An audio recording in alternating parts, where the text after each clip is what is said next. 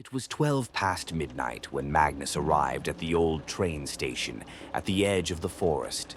Rain was pouring, the wind was whistling between the rusty posts, and fog hung over everything, as if the night itself was trying to hide the station from view. The only person there was an old guard sitting behind a broken glass window, holding a small gas lamp. As Magnus approached, he slowly raised his head, his voice faint as if it came from far away. "Where's the journey, sir?" "To the village of Aldora," Magnus said. The old man's expression froze. Then he lowered his head and whispered, "That train doesn't take passengers. It brings back those who have lost their way." Magnus laughed, thinking the old man was joking, but he shuddered when he saw the ticket he handed him. A dark piece of paper with blood-red writing on it. Flight 66, arrival at dawn. Only a few moments passed before the silent whistle pierced the night. The train approached slowly, as if emerging from the fog. It was huge and black, its windows closed, and its door opened by itself without a sound. Magnus hesitantly got on, finding the compartment almost empty, except for a woman in a white dress sitting by the window, staring out with glassy, lifeless eyes. He sat in the seat opposite and took out his notebook. He was a journalist, searching for strange stories after his friend disappeared in that village a month earlier.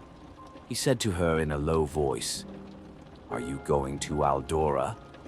She didn't answer, but after a minute she suddenly turned toward him and said in a cold tone, "We're all going to Aldora, but not all of us will make it." Then she looked back out the window.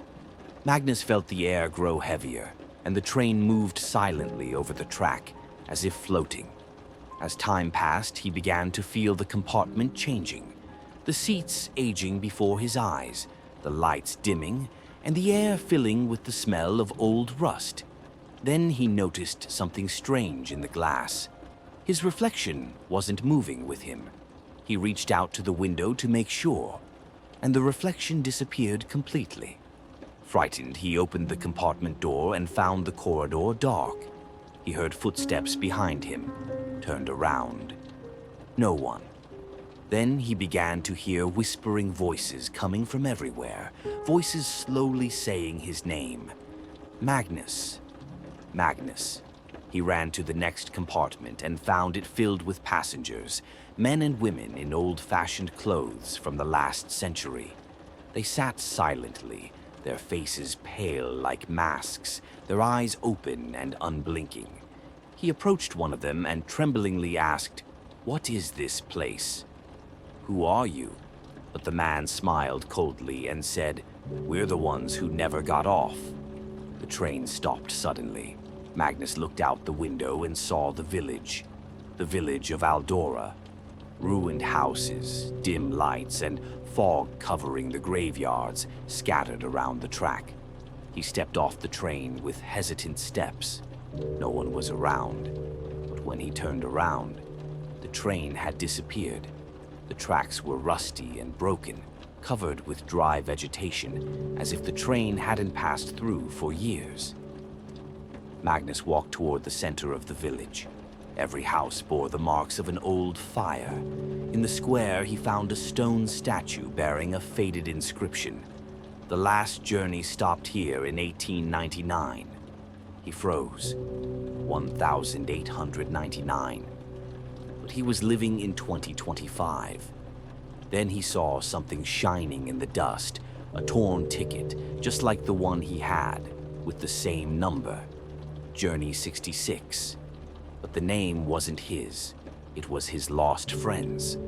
Just then, the train's whistle sounded in the distance. He turned around and saw in the fog its lights approaching again, moving toward him on broken tracks, impossible for any wheels to move on. Passengers began to appear in the windows, staring up at him with white eyes. Magnus ran, but the ground beneath him was slipping like water, and the fog was swallowing everything. The last thing he heard was the woman's voice from the first compartment, whispering in his ear, "I told you, Magnus. Not all of us will make it." The shocking ending. The next morning, the police found a notebook in the old station. On the last page was an incomplete writing in Magnus's handwriting. The train doesn't pass through the village. The train is the village.